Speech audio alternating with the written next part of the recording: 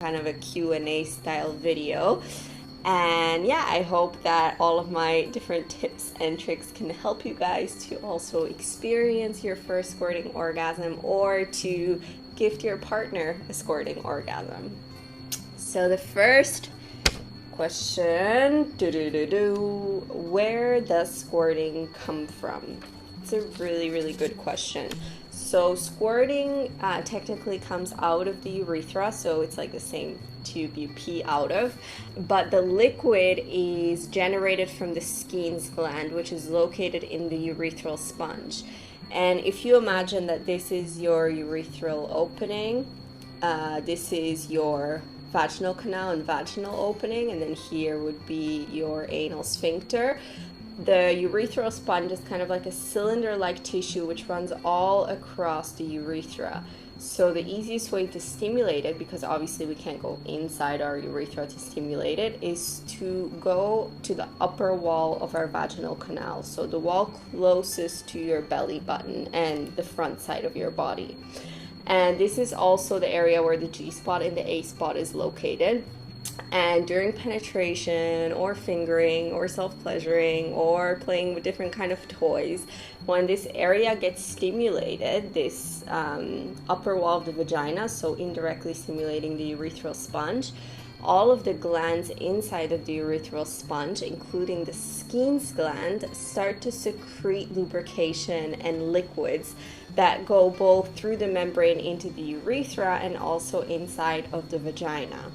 And then either at the moment of orgasm when the pelvic floor muscles contract and release, or if there's just a moment of profound relaxation and kind of release of the pelvic floor muscles, all of the liquids which accumulated in the urethra get expelled outwards, and this is known as the squirting phenomena.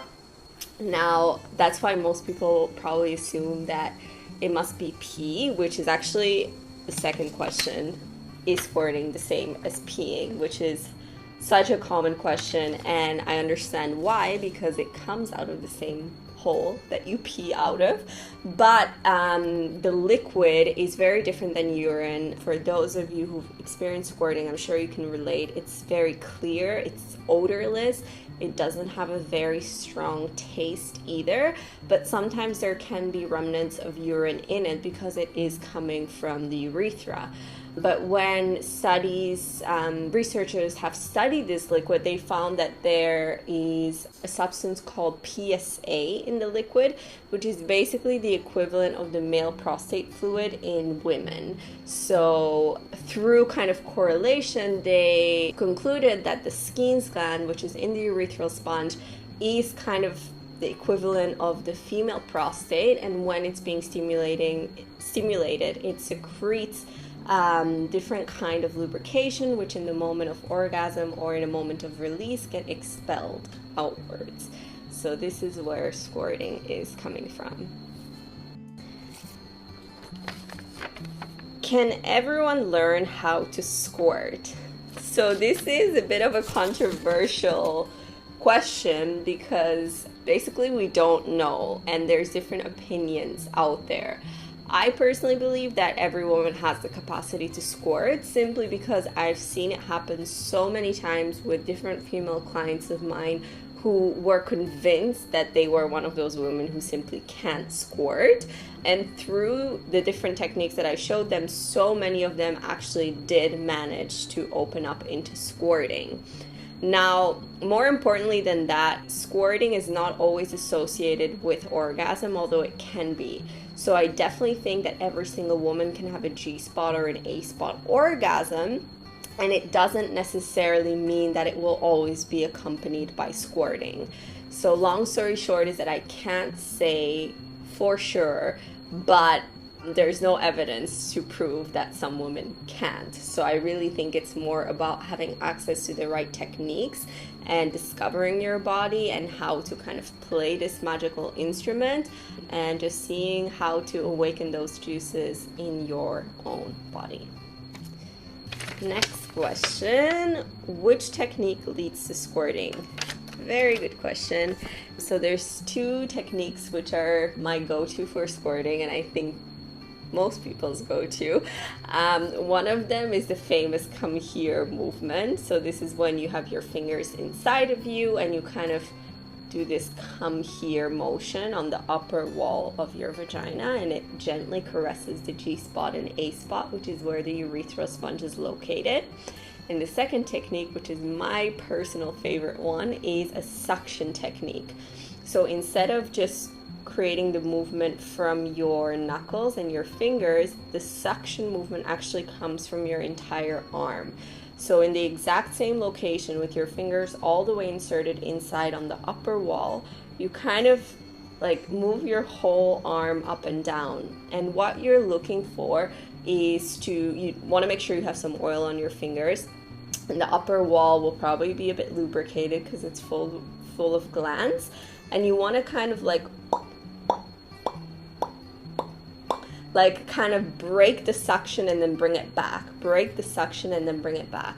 And when you're doing it right, the sound is pretty loud. Like if someone was sitting across the room, they should be able to hear me do this. So that's a good thing to look out for if you hear this kind of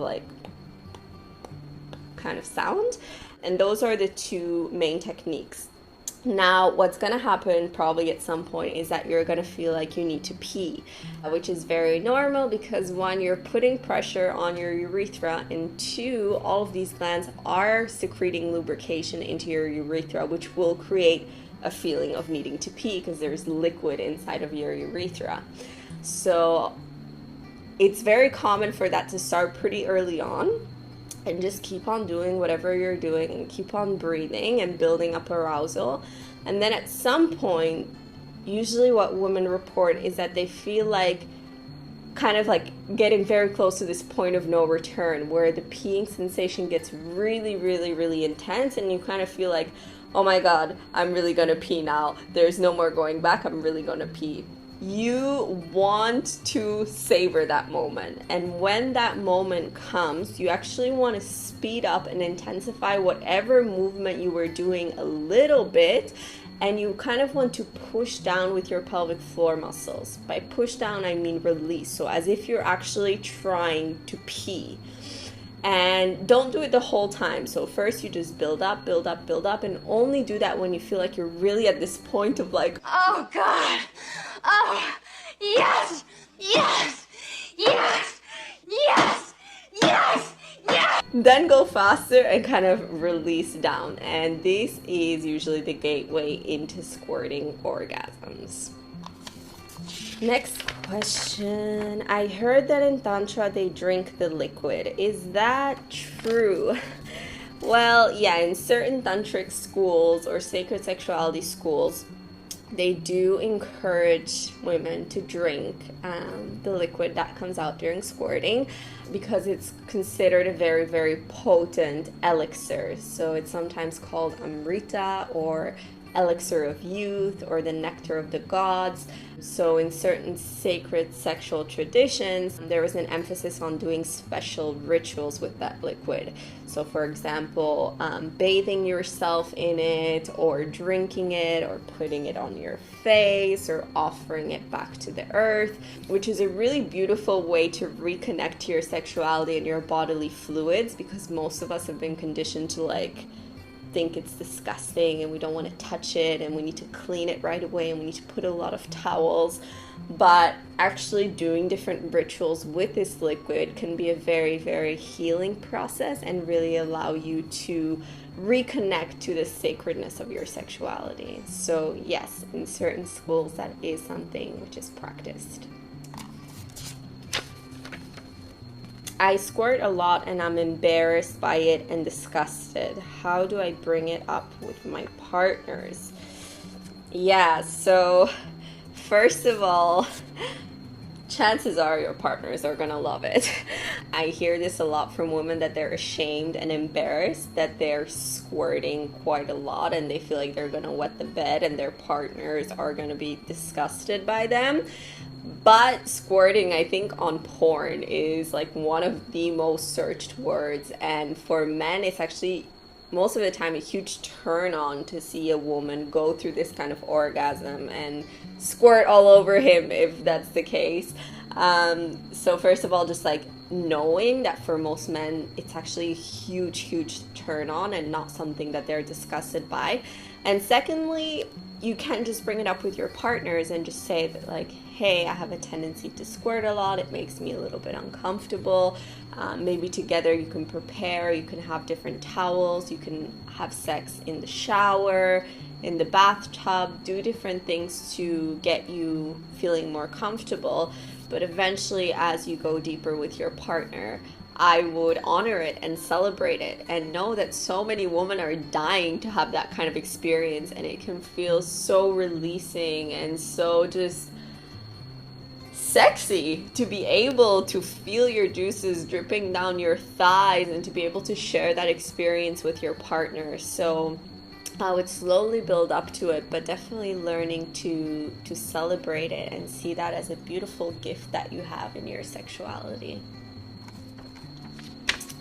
Does squirting come from the urethra or the vaginal opening? I already explained that it's coming mainly from the urethra, although sometimes there is also all the different secretions that were secreted in the vaginal canal in the moment of orgasm can also secrete a little bit. But the famous like squirting across the room scenario is usually coming from the urethra. Are squirting and the G-spot orgasm the same? No, they're not, but they can happen simultaneously.